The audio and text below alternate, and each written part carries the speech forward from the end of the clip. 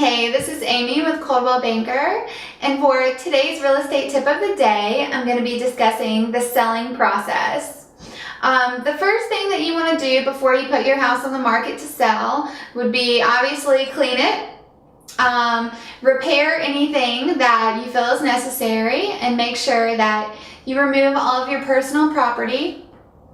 The next thing you want to do is call a realtor, and I'm not talking about any regular real estate agent.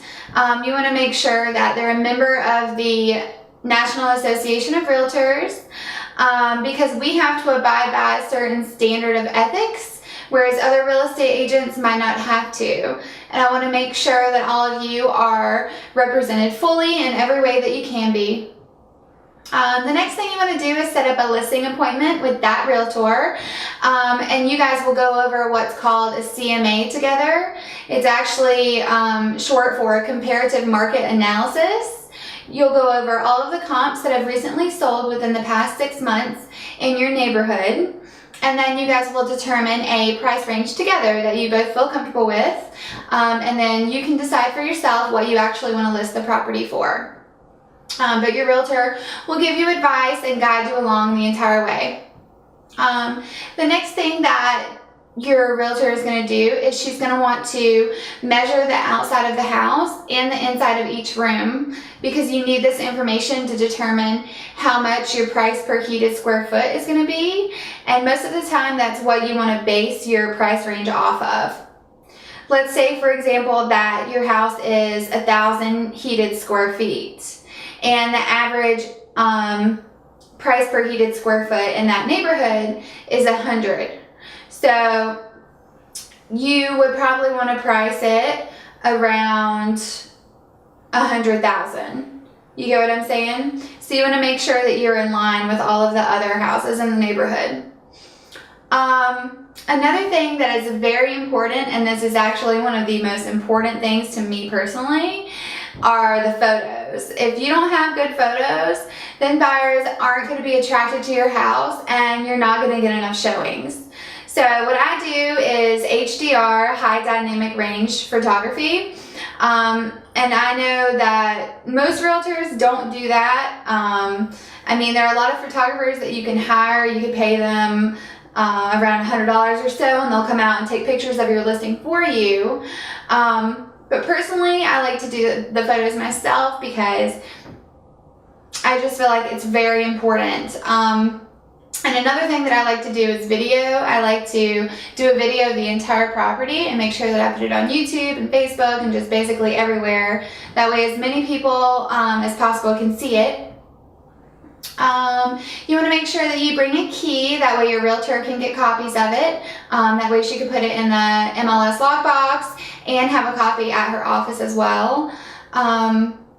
You guys are going to be filling out a listing agreement together and a data form, a property condition disclosure statement, just basically a lot of paperwork, and he or she will be able to go over all of that with you. You're also going to decide whether or not you want to offer a home warranty with your property to the buyer. I think that this is a great idea because it can help your house sell faster and for a higher amount of money, because buyers are sometimes weary of older appliances, and you know, it just gives them a peace of mind, especially if they don't have a lot of cash to repair things or if they're not really handy. Once you get all of that done, your agent will put it in the MLS for you, which in my opinion is the best way to advertise your property, because not only buyers are seeing it, but every realtor in that whole area is going to be able to see it, just as long as they're a member of the MLS. And all of those agents have buyers that are already looking for property like that, most likely. So it's very important to make sure that you get it in the MLS, which is the multiple listing service. But a good agent will make sure that she markets your property everywhere. You know, I used to do internet marketing before I started doing real estate, and SEO is really important to me, which is search engine optimization. And you want to make sure that you have it on over 300 websites and that it's everywhere it could possibly be. I even like to pay for Facebook advertising so that I can get more views on my listings. You want to make sure that you also put it on Zillow and Realtor.com because those are major websites that a lot of buyers are looking at. And you want to make sure that you get the sign in the yard and everything, but your realtor can't do that until it's in the MLS. But as soon as he or she does that, you'll be able to have the sign in the yard, and you'll be able to choose whether or not you want to do a private lockbox or an MLS Supra lockbox. And I highly recommend the MLS lockbox because it's going to make it so much easier for other agents to show your property. And you want to make it as easy as possible. That way it's not a huge hassle for last minute buyers that are coming from out of town that want to make an appointment, you know, an hour in advance. Those people will be able to see it, no problem, and who knows, they might make an offer. Speaking of an offer, once you get one and you actually decide to accept it, you'll go into the negotiation process, and once you both decide on a price that you're both okay with, you will get your closing attorney, go ahead and hire them, and then you're going to get a home inspection, which the buyer is going to pay for, most likely, they should.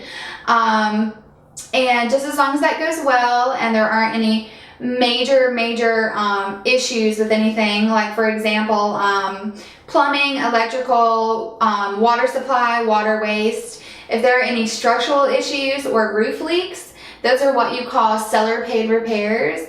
And you will most likely be responsible for fixing those, or at least offering a little bit of money to give to the buyer so that they can fix those issues.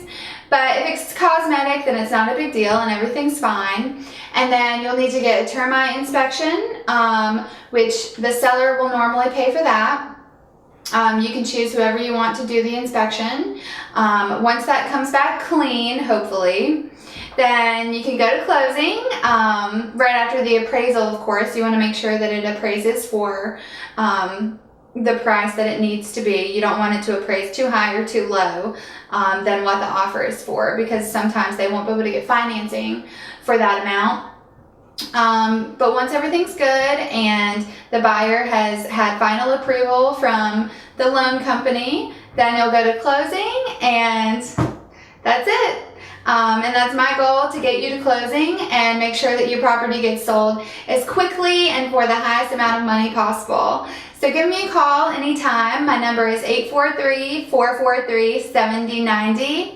If you like this video, please give it a thumbs up, and don't forget to subscribe to my channel. You can also follow me on all of my social medias, and I hope you guys have a great day. Bye.